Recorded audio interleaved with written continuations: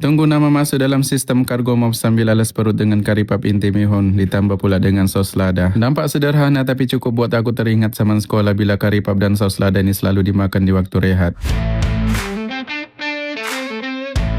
Al-Qasiyat Jalan Perizinan Nas terlihat sebuah potongan kabin kapal terbang yang sedang bersedia untuk dinaikkan ke atas kapal laut. Dan terlihat lori keluar masuk menghantar dan menurunkan barang. Yat ini sebenarnya digunakan sebagai tempat transit. Barang-barang sama ada barang yang keluar dari pelabuhan ataupun barang yang akan masuk ke kawasan pelabuhan. Jadi barang-barang yang kita nampak di sini bukanlah berhenti untuk tempo yang lama. Kebanyakannya hanya transit sementara menunggu urusan yang seterusnya. Sebaik saja urusan selesai, aku terus keluar dari yat untuk memberi laluan kepada lori lain yang sedang menunggu giliran untuk masuk dan menurunkan barang. Dan sementara tunggu nama masuk dalam sistem kargo move, aku ambil kesempatan untuk alas perut dengan kari pap inti mihun ini. Kari pap ini memang di antara yang aku suka sejak zaman sekolah lagi. Makanan ini bukan sekadar mengenyangkan perut, tapi turut menghidupkan kembali kenangan yang pernah kita tinggalkan. Ditambah pula dengan saus lada, satu kombinasi yang cukup menyelerakan. Pedas sikit dengan kari papnya yang rangup, inti mihun yang penuh rasa, memang cukup untuk membuka selera sementara menunggu nama masuk dalam sistem kargo move. Suapan demi suapan makin dimakan makin terasa macam tidak cukup. Kari pap inti mihun dengan saus lada ini memang berhantu bagi aku. Sekali hadap memang makan sampai habis langgo. Dan sebaik saja selesai menikmati kari pap tadi, aku pun mula bergerak menuju ke pelabuhan. Ada satu lagi urusan yang perlu diselesaikan, yaitu mengambil barang standby untuk tugasan hari esok. Disebabkan barang ini berada di open yard dalam kawasan pelabuhan, pemandu perlu memastikan nama sudah masuk dalam sistem kargo move terlebih dahulu. Supaya urusan di dalam pelabuhan berjalan dengan lancar, bila nama sudah ada dalam sistem dan segala urusan sudah disahkan, barulah kita boleh masuk dengan lori mencari lokasi barang dan membuat proses pengeluaran. Barang sudah selesai diambil, kini aku terus keluar melalui laluan khas untuk kendaraan komersial. Begitulah setiap urusan di pelabuhan, semuanya ada laluan, ada prosedur dan ada aturannya. Keesokan harinya penghantaran pun bermula. Apa yang aku persiapkan semalam akhirnya tiba masa untuk dilaksanakan. Destinasi aku pagi ini ialah Bukit Lancong Putra Heights. Walaupun perjalanan kali ini tidak terlalu jauh, persiapan awal tetap penting sebelum bergerak. Semuanya perlu disiapkan terlebih dahulu supaya perjalanan nanti lebih lancar dan tidak kelang kabut. Sampai saja di lokasi customer memang sudah bersedia untuk menurunkan barang, tapi sebelumnya untuk masuk ke kawasan ini tidak boleh terus masuk begitu saja. Laluan perlu diperhatikan, pergerakan lori perlu dirancang dengan betul supaya pergerakan lalu lintas tidak terganggu. Satu persatu lori akan dipanggil untuk masuk ke kawasan menurunkan barang.